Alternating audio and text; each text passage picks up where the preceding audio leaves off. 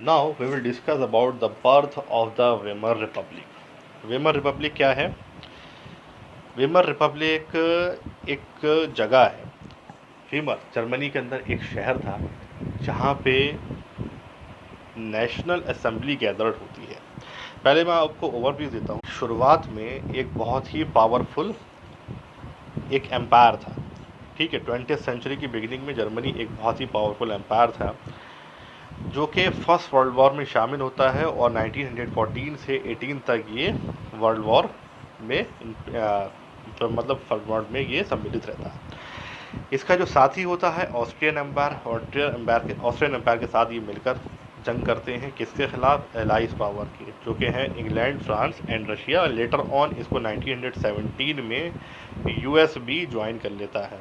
ठीक है, तो यूएस की एंट्री से बाद में इसको काफ़ी, जो एलाइज पावर है इनको काफ़ी ताकत मिल जाती है। यहाँ पे फर्स्ट वर्ल्ड वॉर में एलाइज पावर है, लेकिन सेकेंड वर्ल्ड वॉर में जो एलाइज पावर है उनको एलाइड पावर कहा गया था। ठीक है, और यही सारे मुल्क इसमें शामिल थे, जैसे England, France and Russia and US. ठीक, बाद में ये एंट्री होती है, लेकिन हो जाते हैं ये चार, उनका ग्रुप बन जाता है।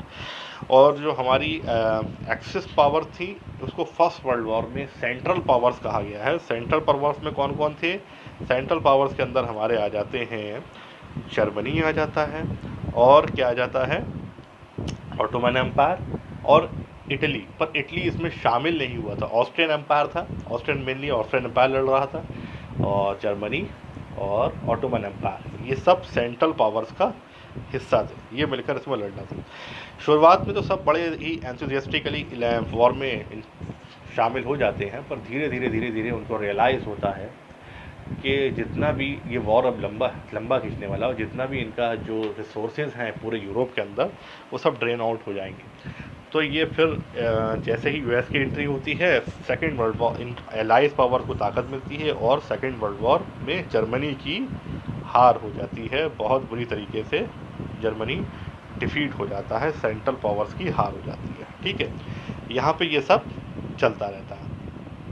अब क्या होता है? वेमर रिपब्लिक का जन्म होता है, क्योंकि the defeat of the imperial Germany and the abdication of the emperor gave opportunity to parliamentary parties to recast German polity. German polity को रिकास्ट करने का मौका मिल जाता है किसको? जो वहाँ के जो पॉलिटिशियंस होते हैं, क्योंकि राजा का तो शासन ख़त्म हो जाता है वेमर रिपब्लिक के आते ही। ठीक है, तो यहाँ पे अब federal form of federal structure आ जाता है, यानी कि केंद्र और राज्य सरकार का एक स्ट्रक्चर बनाया जाता है, और कहा जाता है कि डेमोक्रेसी लाई जाएगी जर्मनी के अंदर।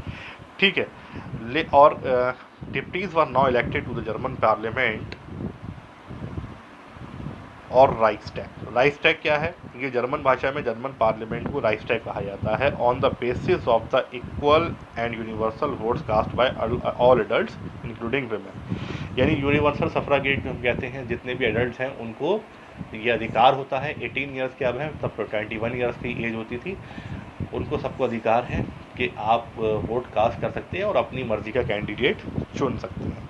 ठीक है, तो यहाँ पे ये सब अब डेमोक्रेटिक फॉर्म ऑफ गवर्नमेंट आ जाती है, और राजा का जो शासन होता है वो ख़त्म हो जाता है। अब थोड़ा सा आप यहाँ पे नज़र मार लीजिए, ये हमारा मैप है जर्मनी का।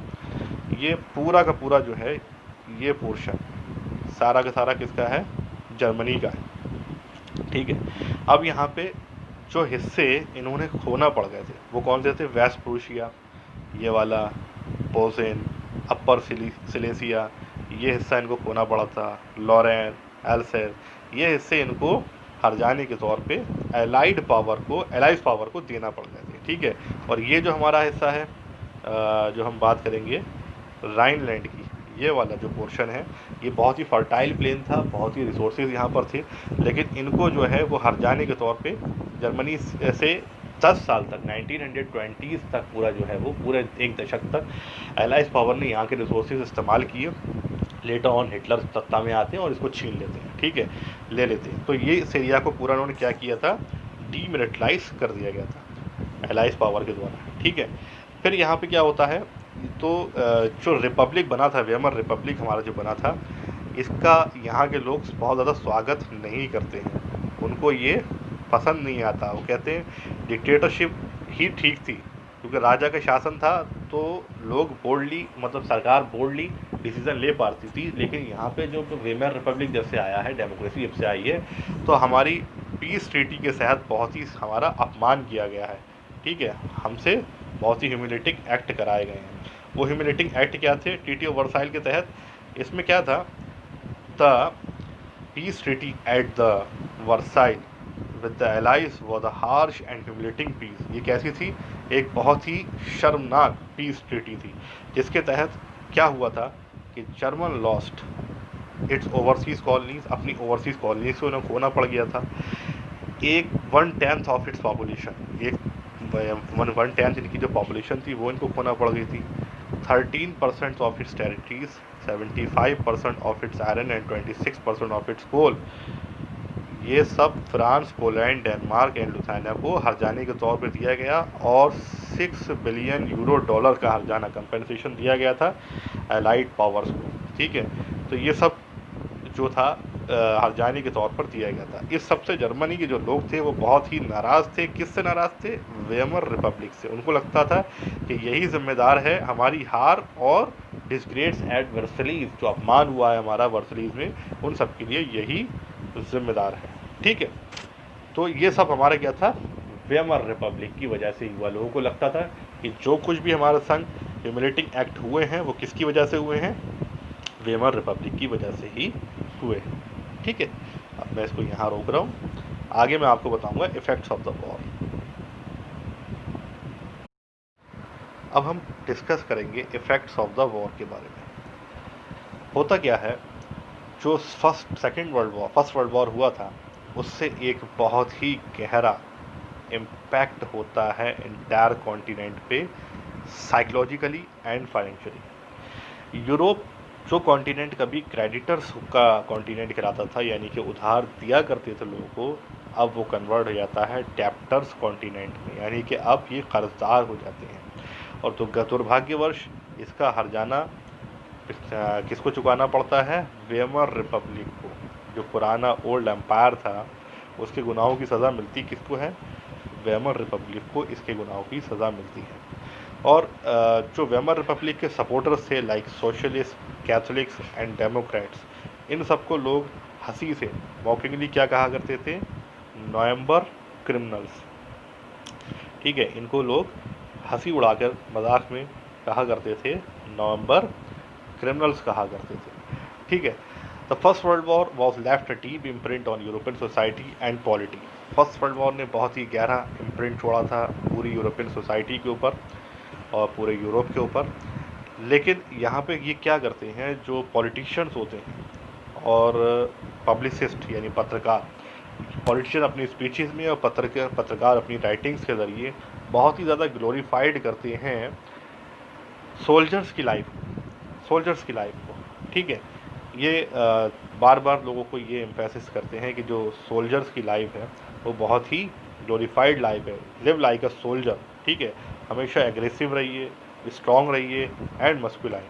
ठीक है, तो इन सबको ये बहुत ज़्यादा ग्लोरीफाइड करते थे। और जो ट्रेंच लाइफ होती है, जो ट्रेंच लाइफ से मतलब है, जो सोल्जर्स, अक्सर आपने देखा होगा मूवीज़ में, एक गड्ढा खोद लेते हैं और उसके अंदर सोल्जर्स खड़े हो जाते हैं, वहाँ से वो फायरिंग करते रहते हैं, मोर्टार और शेल वगैरह फेंकते रहते हैं।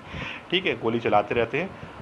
तो ये सब फर्स्ट वर्ल्ड वॉर के दौरान क्या होता है, ट्रेंचेस के अंदर महीनों के हिसाब से, हफ्तों के हिसाब से सोल्जर्स को खड़ा रहना पड़ता था, जिससे जैसे बारिश हो रही है या बर्फबारी हो रही तो उसमें पानी भर जाता था गड्ढों में, और उनके पैर होते थे, फीट्स वगैरह सड़ जाते थे एकदम, उसमें फंगल इन्फेक्शन हो जाता था, कट जाते थे पैर। ऐसी लाइफ थी, मिजरेबल लाइफ जी रहे थे वो लोग। पर यहाँ पे ये लोग ग्लोरीफाइड कर रहे थे, गोलियाँ लग रही थी, पॉइजनस गैसेज आ रही थी, जिसकी वजह से उनकी मौत हो जाती थी। ठीक है, लेकिन यहाँ पे क्या है, जो पॉलिटिशियंस और जो आपके पब्लिसिस्ट थे, ये सब इसको ग्लोरीफाइड करते थे कि ये बहुत ही अच्छी लाइफ होती है आर्मी की। पर असलियत में था बिल्कुल ही उल्टा। और एक बहुत ही दयनीय स्थिति ये थी कि जब ये सोल्जर्स मर जाते थे तो इनकी लाशों को, इनके कॉप्सेस को रैट्स खाया करते, चूहे। अब सोचिए कितनी दर्दनाक स्थिति हुई। ठीक है, तो ये क्या था, एक एग्रेसिव वॉर प्रोपेगेंडा चलाया जा रहा था, प्रचार प्रसार किया जा रहा था कि भैया जंग करी जाए और वॉर ही सब कुछ, हमारी जो रोया अच्छा हमारी सम्मान है उसको जंग ही वापस दिला सकती है, और जो डेमोक्रेसी है वो बेकार की चीज़ है, वापस से ही दोबारा डिक्टेटरशिप आना चाहिए। ठीक है, कंजर्वेटिव जो सोच वाले लोग थे वो क्या थे, वो चाहते थे कि वापस से डिक्टेटरशिप आए और डेमोक्रेसी ख़त्म हो जाए। इसीलिए जो यंग फ्रेजाइल आइडिया था, कमज़ोर आइडिया था डेमोक्रेसी का, वो ख़त्म हो जाता है और वापस से हिटलर को एक तानाशाह के रूप में उभर के आने का, सत्ता में आने का मौका मिलता है। तो यहाँ पे मैंने आपको पूरा समझा दिया।